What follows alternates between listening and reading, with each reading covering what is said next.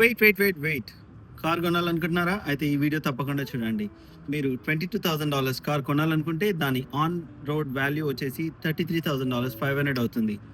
$11,000 gap ఏదైతే ఉందో ఈ వీడియోలో మనం డిస్కస్ చేద్దాం. పాయింట్ నెంబర్ 1, ఒంటరిలో 13% హెచ్ఎస్టీ చార్జ్ చేస్తారు.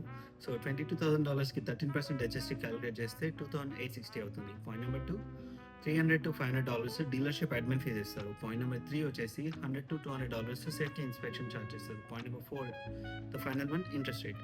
సో యావరేజ్గా 7 to 10% ఇంట్రెస్ట్ రేట్ ఉంటుంది. అండ్ నేను మీడియంగా 8.99% యావరేజ్గా తీసుకొని 72 మంత్స్కి డిస్ట్రిబ్యూట్ చేస్తే దాని ఇంట్రెస్ట్ రేట్ వాల్యూ వచ్చేసి $8,000 to $8,500 అవుతుంది. This is the break down of $11,000.